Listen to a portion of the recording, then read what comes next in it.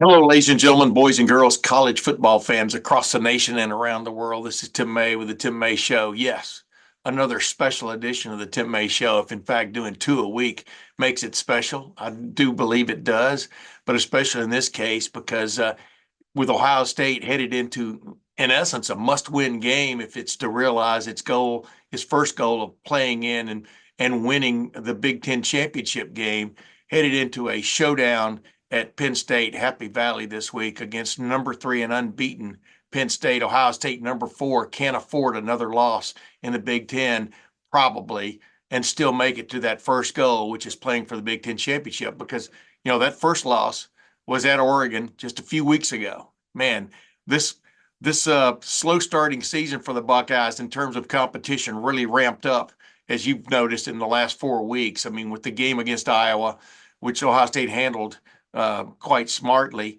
But then the 1 point loss at Oregon, which is now the number one team in the country, the surprising challenge 2 weeks later after an off week that was brought on by Nebraska, which defensively gave Ohio State fits, except when Ohio State needed a big time passing play, it got it in that game. And now here comes Penn State, undefeated, just 1-9 against Ohio State in the previous games under James Franklin. And here goes Ryan Day trying to win a game of against a top five opponent for the first time in a long time. So the showdown is obvious in Happy Valley. So I reached back into my contacts list and pulled a name out of a hat. Not really, not out of a hat at all. A championship cap, let's put it that way. Urban Meyer to join me. As you might remember, Urban and I had a weekly podcast the past two seasons called Urban's Take, and that kind of got supplanted this year because he for one of another term he got a much better offer from us from another area, but with Fox and his buddies, and is really that's become a popular podcast to watch through this season and stuff. I don't regret that at all. I enjoyed my times with Urban Meyer, and I enjoyed my conversation with him this time. And it's not surprising, By the way, watching him get carried off the field last week in Ohio Stadium by his 2014 team members after they were honored for the 10th anniversary of their national championship, the last national championship so far in Ohio State football history. It just reminded me of that what I've been saying all along about Ohio State. I know there's I walk by it almost all the time, a statue to Woody Hayes there by the Woody Hayes Athletic Center. But Ohio State's really short selling itself. And I even asked Urban about it. He's not going to pat himself on the back, but he brought up the fact of the iconic uh, uh, statues that could be a real huge attraction for Ohio State if it honored, like I've been saying all along, its Heisman Trophy winners. And as he brings up Cardale Jones, who had basically the most unexpected, incredible postseason in 2014 in relief of the injured J.T. Barrett in that postseason that led to that national championship. But what I also professed is the national championship coaches should each have a trophy somewhere on the huge Ohio State campus, a little grove of trophies. My preference would be on that walkway between Woody Hayes Drive and the rotunda entrance to Ohio Stadium. But it would include Paul Brown, who led the first Ohio State national championship. Of course, Woody Hayes, you could get him another one. What the heck, right? Um, and then Jim Trussell, and of course Urban Meyer, who led the last one. So just think about it. I mean, it could really be quite the pantheon. But I digress. I'm going to talk to a walking, talking member of who I think should be in that pantheon, Urban Myers. We discuss a lot of things about Ohio State and maybe a little bit more of college football. But of course, it didn't surprise me at all, as you'll find out in this conversation, that the default button Ohio State should be hitting, much like Urban did in his time as a college head football coach, but even at Ohio State, especially with Braxton Miller and then J.T. Barrett, is that quarterback run default button should be hit a little bit more, he thinks, with Will Howard in tow, especially this week. We'll see if Ohio State, Chip Kelly, and Ryan Day get to that Ohio State quarterback keeper button in some form or fashion on Saturday. Ohio State is favored, but it's a precarious favorite spot, as we all know. So without further ado, let's get to my conversation with Urban Meyer. Man, I really appreciate Urban Meyer joining me here on the special edition of the Tim May Show, headed into showdown game number 2 for Ohio State. As Ryan Day kind of put it succinctly the other day, Urban, this is sort of a make or break game for Ohio State to getting to Indianapolis, its first goal of playing for the Big Ten championship, because I don't think you want to come out of a Saturday with 2 losses on your resume. Does that sound about right? Yeah, they've had 2 tough road games now to go to Eugene, Oregon, and State College. Those are 2 rugged ones. Their schedule early on was not rugged at all, but they're paying the price now, and they're as a result. There's a couple guys banged up too. So yeah, this is a tough go. Urban, you were there last Saturday, that Nebraska game. See, you get paid now to tell people why those games happen instead of having to avoid those games happening. You see what I'm saying, right?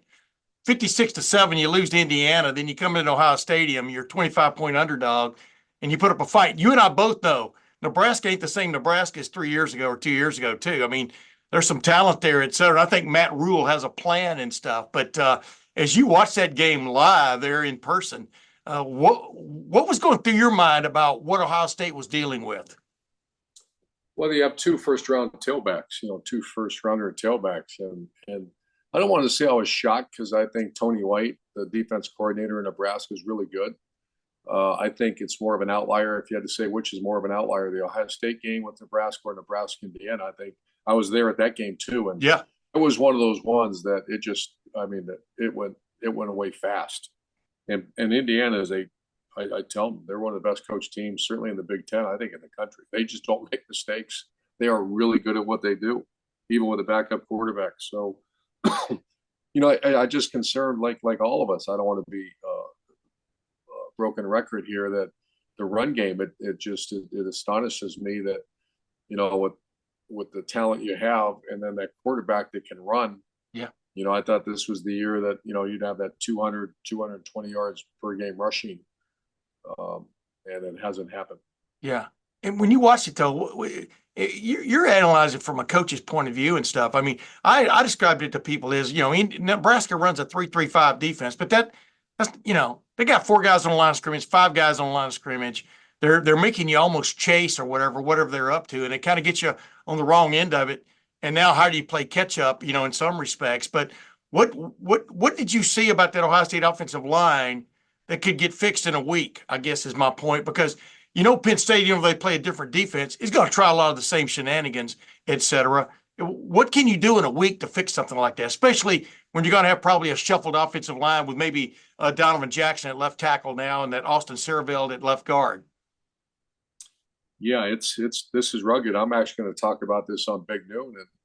And, first of all, you talk about the run game. I would make it so simple, because I watch Penn State. I've been watching them actually all day, and they're very multiple. Tom Allen's a D coordinator. They move that Abdul Carter all over the place. So first, if we concentrate on the run game, I would oversimplify it. Zone is your base play, yeah, and you have gap schemes. I wouldn't do, I wouldn't do much more. You're going to have a cadence issue. You're going to have the issue with snapping the ball. Their left guard, when they were at Oregon, Donovan Jackson was the guy that triggered it. He would turn at the quarterback and give the signal. He's now out at tackle, I'm hearing.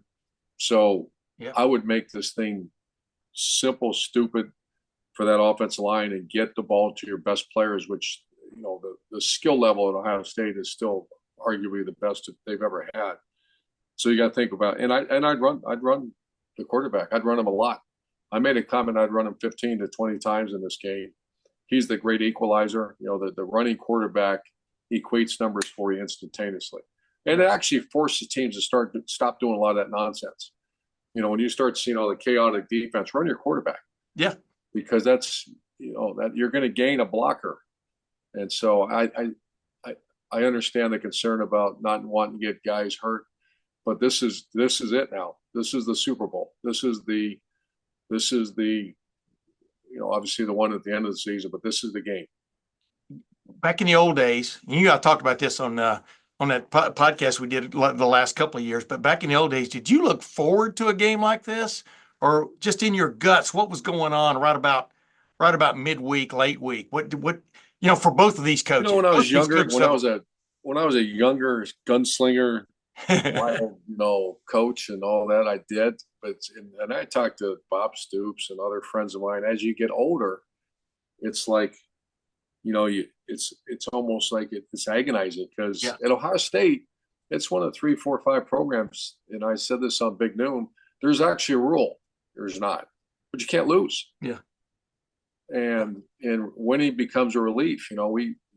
I'll never forget. We had a couple close ones that won at Maryland, and I mean, it's like the game's over, and you're like, you're despondent because if that kid catches that ball, we lose. And Shelly said it to me one time. She said, "I knew our lives would be much different if we would have lost that game." yeah, That's why everybody's so emotional about it. And so you can say Nebraska this, Nebraska that. You won, so move on.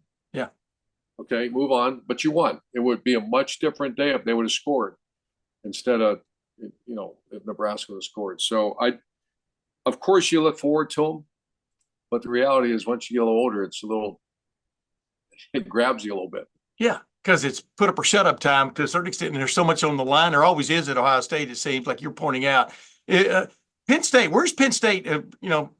Where's Penn State along in that progression line? I mean, obviously they had come from behind last week at Wisconsin to win. I mean, and they put the Pribula kid back in at quarterback, which is one of your joys, is having a quarterback that can run. It changes everything, right? But where are they in regards? If everybody's looking at Ohio State's situation, where's Penn State for Ohio State fans to understand? I don't know. I think the Buckeyes. No one knew. That's when you play the schedules. At Ohio State and actually Penn State, West Virginia, I thought we were there. Yeah, I thought it would be a hell of a game. It wasn't. Penn State just methodically beat them. And then you look at their wins. They went out to USC, and I still think that's a hell of a win. But how good USC is not very good. yeah, And then you go to Wisconsin, and Wisconsin's won some games in a row, but they've beaten some bad teams. So, and I mean this sincerely, I have no idea other than I see what I see. And they're a really talented team. I really like their Pribula kid. He's the offense coordinator, Andrew Koldenicki. He likes that. He likes having guys do that. Yeah. So I don't know. Is Penn State really the number 3 or something team in the country? We're going to find out. Yeah. As of now, you have to put them there, but you can't say they've earned that spot yet. Yeah. I mean, Georgia's mostly, some of these teams got 2 wins over top 10 teams. Yeah. Yeah. Exactly. I'm with you 100%. Hey, last two things. Number one, y'all took a direct hit where you live down there in Siesta Key from Hurricane Milton. Give me an example just real quick so people understand. You at one point, I understand you were telling me you were standing in the eye of the storm, right? I mean, what was that like, Urban? Yeah, we vacated inland. I had my daughter and my granddaughter, and we went in a real secured area. And it was Category 5 bearing down in the crosshairs. Sarasota's never been hit. Siesta Key's never been hit. And boy, did we get hit. And it was at night. It was dark out. We lost all power where we were at. And the trees, you could see the trees bending. And then all of a sudden it stopped. And one of our people we were with had a phone. And that was our only we could see the radar. And we were right away. So we walked outside, and it was just like you see on TV. You were surrounded by the hurricane walls. You couldn't see them. You could hear it. And we stood out there for 15 minutes, 20 minutes, and then you could feel it starting to come back up. And then the backside of the storm is just crushed Sarasota. Yeah. I don't mean to be a smart aleck, but I think Ryan Day's kind of standing in the eye right now. We'll see how it goes on Saturday, but it is tough following the legend, which is what he's doing. My man, I saw you get carried off the field last Saturday. I wish I'd been down there to actually document it, but I had other things I had to do. But man, I'm putting forth this idea. I've been to Alabama quite a few times, go back, visit kinfolks, et cetera. They've got statues of the guys who've won national championships there, the head coaches. I know you probably got to see that at some point in your life, but I don't understand why there's not a statue grove with you and Jim Trussell and Paul Brown in it. Obviously, there's a Woody Hayes statue. I know you're not going to beat yourself or pat yourself on the back, but I think Ohio State's missing out there. What do you think? Yeah, I was down there in Florida when we built these statues of the Heisman Trophy winners. Yeah. And Absolutely. I'm a fan of that stuff. Now, it's not necessarily me, but I just told people there should be something about Cardell Jones somewhere on that campus too. Yeah. If I was ever an AD, I'd do that. Yeah. I'd do, you know what I do that for? Not only for the people or for the, the Cardell or whoever it may be, but for the fans. Oh, yeah. I mean, are you kidding me? I mean, that's there. And once again, you can count them on one hand. The schools that have the kind of thing Ohio State or Florida they have, and yeah, I imagine raising money would be no issue. Yeah, just say let's go put something. Archie, I think I didn't see it yet, but Archie's got. Oh shoot, I wanted to go see that. I rolled the last game right outside the rotunda, and he should. Yeah.